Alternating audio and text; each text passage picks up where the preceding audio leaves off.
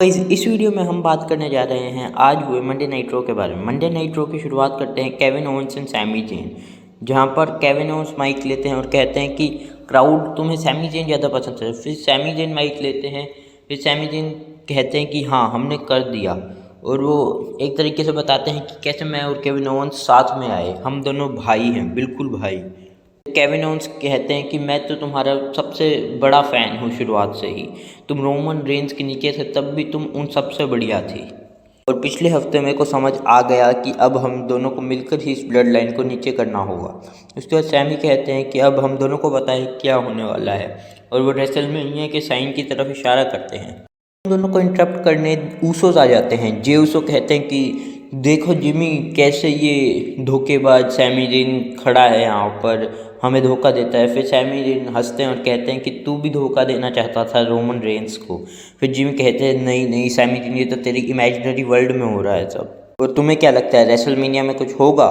फिर उस पर केविन ओवेंस कहते हैं हाँ होगा, हम जिमी ऊसो तू और तेरा भाई वर्सेस सैमी जेन और मैं लड़ सकते हैं WrestleMania for the tag team championship. उस पर जिमी ऊसो कहते हैं हम दोनों तो बहुत ही ज़्यादा ग्रेटेस्ट टैग टीम हैं, और तुम दोनों तो अभी आए हुए, तुम्हें 3 मिनट नहीं हुए एक साथ, और तुम दोनों हमसे लड़ने की कोशिश कर रहे हो। उस पर जे ऊसो कहते हैं कि अगर हम लड़ते हैं रेसलमेनिया में इन दोनों के साथ, तो हम ये सैमी जेन और केविन ओवेंस प्रॉब्लम को हमेशा के लिए गाड़ सकते हैं।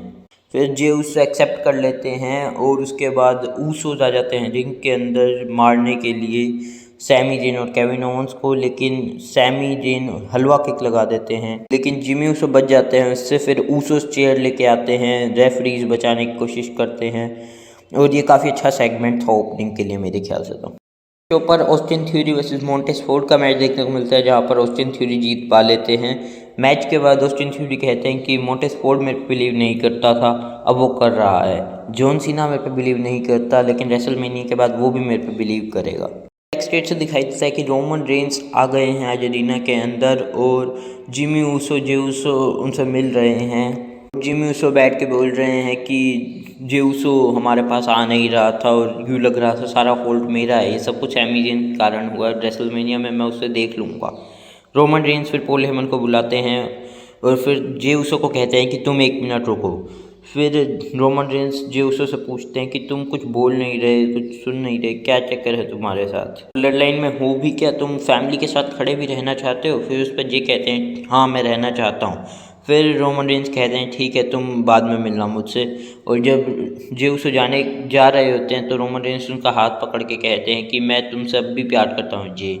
हमें ओमास वर्सेस मुस्तफ़ा अली का मैच देखने को मिलता है, जहाँ पर कुछ खास नहीं, ओमास मैच जीत जाते हैं। एक कमाल का सेगमेंट देखने को मिलता है जहाँ पर लोगन पॉल अपना इम्पोल्सिव टीवी को होस्ट करते हैं, जहाँ पर वो वेलकम करते हैं पहले तो क्राउड का, फिर कहते हैं कि तुम्हें बू करना है कर लो, मेरे तो मिलियंस ऑफ फैंस हैं, मैं ये सब कुछ बनाना मेरे को पसंद है इसलिए मैं बनाता हूँ। यहाँ पर सिर्फ 2 बंदे हैं इस अरीना में जो मेरे को लव करते हैं, एक मेरे डैड और एक सामने क्राउड में बंदा।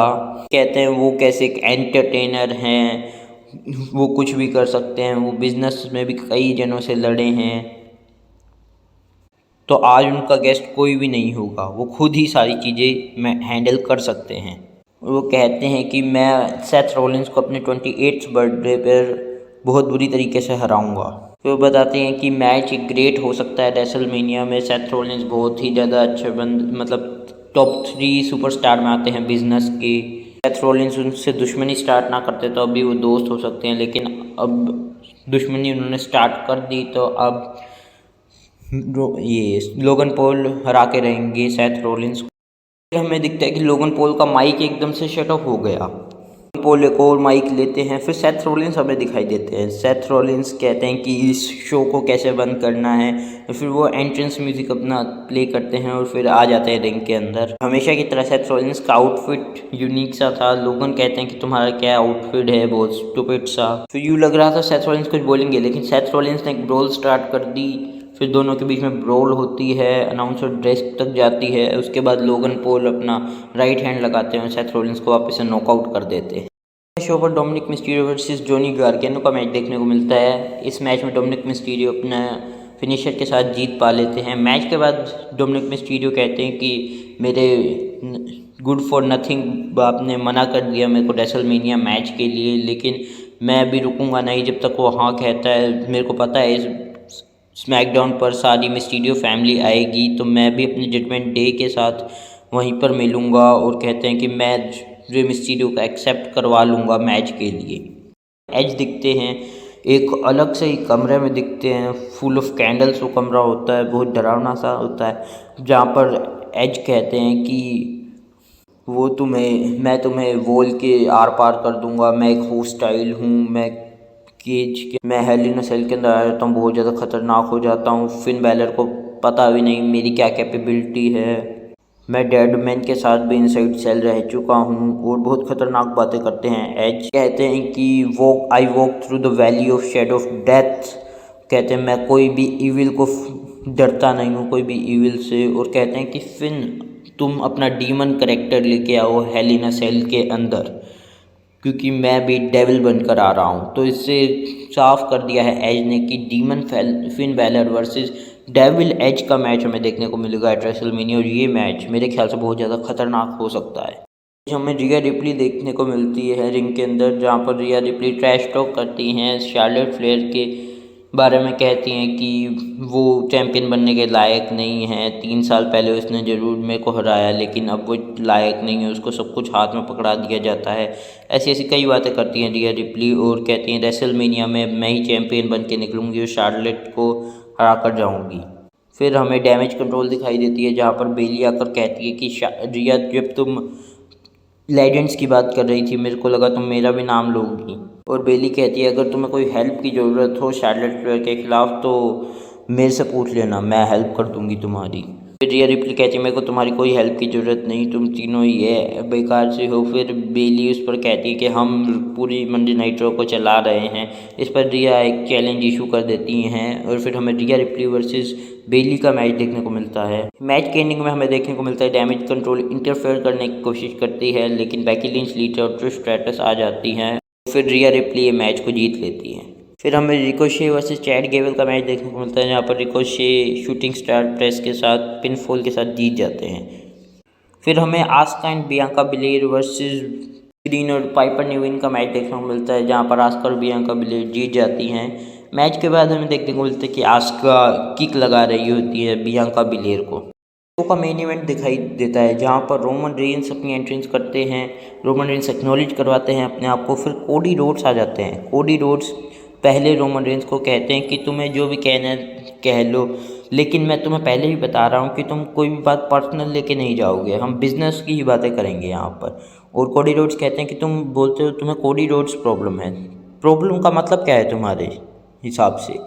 फिर पॉल हेमन कुछ बताने जा ही रहे होते हैं कि कोडी रोड्स कहते हैं मैं रोमन रेंस से बात कर रहा हूँ। फिर रोमन रेंस कहते हो कि तुम कोई प्रॉब्लम नहीं हो मेरे लिए प्रॉब्लम है कि तुम क्या रिप्रेजेंट कर रहे हो, तुम अपने पापा को रिप्रेजेंट कर रहे हो, मैं करता हूँ, तुम्हारे पापा की वजह से तुम एक मेगा स्टार बने हो, तुम यहाँ पर आके बहुत बड़ी बड़ी बातें करते हो, लेकिन तुम मेरा ट्रैक रिकॉर्ड देखो, तुम स्टारडस्ट नहीं बनना चाहते थे इसलिए तुम कोई और इंडी प्रमोशन में चले गए, अब तुम वहाँ पर काम नहीं करना चाहते इसलिए तुम यहाँ पर आ गए, तुम तो बहुत ही ज़्यादा क्विट करते रहते हो हर जगह से अपने आप को। अब मैं तुम्हारी स्टोरी फिनिश कर दूंगा अप्रैल 2 को रेसलमेनिया में, और अप्रैल 3 को तुम्हें पता चलेगा जब तुम मिरर के सामने देखोगे और कहोगे हाँ हाँ रोमन रेंस, और तुम उस सुबह कन्फ्रंट कर लेना, नहीं तो तुम वापस से भागने लग जाओगे यहाँ से कहीं और प्रमोशन में। कोडी रोड्स कहते हैं हाँ मैं मानता हूँ रोमन जो भी तुम कह रहे हो, मैं यहाँ से चला गया था, लेकिन पर भी गया था वहाँ का मैंने इतनी ज़्यादा सेल्स बढ़ा दी थी, वहाँ पर जितनी थी उससे डबल कर दी थी सेल्स। बोलता है हाँ मैंने यहाँ से स्टार्ट किया था, मैं यहाँ पर एक बहुत बड़ा WWE सुपरस्टार बनना चाहता था, लेकिन मैं शायद एक वॉयलेंट प्रोफेशनल रेसलर ही बन के रह गया जो कि अपने माउथ में ब्लड देखना चाहता है। कोडी रोड्स कहते तुम मेरे पापा को बार बार ले आता है, इस बार मेरे बाप को बीच में लाने की कोई ज़रूरत नहीं है, नहीं मेरे भाई को लाने की ज़रूरत है, रेसलमेनिया में मैं और तू भिड़ेंगे ना कि कोई और। फैमिली की बात करनी है तो मेरी मदर के बारे में बात करो। मेरी मदर ने कहा है कि रोमन को नॉकडाउन कर देना और उसके बाद उसको फिर से मारना। कहते हैं कि अप्रैल की 3 को जब तुम उठोगे विदाउट टाइटल्स हार के, तो जे उसो भाग जाएगा, जिमी उसो भी वहाँ से चला जाएगा, और फिर क्या होगा, फिर सोलो भी चला जाएगा, तुम रेडी नहीं हो मेरे से लड़ने के लिए। फिर कहते हैं वहाँ से पॉल हेमन भी चला जाएगा। फिर तुम रोमन तो रहोगे लेकिन रेंस के बिना, तुम चीफ तो रहोगे लेकिन कोई ट्राइब के बिना। फिर वहाँ से रोमन रेंस और पॉल हेमन चले जाते हैं। फिर सोलो सिकावा से पूछते हैं कोडी रोड्स कि तुम कब जाओगे रोमन रेंस के पास से। सोलो सिकावा भी बोलने ना कुछ बोले चले जाते हैं और कोडी रोड्स कहते हैं मेरे को पता है सोलो सिकावा तुम भी तैयार नहीं हो। और फिर कोडी रोड्स से किक मारते हैं सोलो सिकावा को और बिल्कुल फायर्ड अप होते हैं और यहीं पर शो ख़त्म हो जाता है। आज का मंडे नाइट रो मेरे ख्याल से तो बहुत अच्छा था। आपको क्या लगता है मेरे को कमेंट करके बताएं।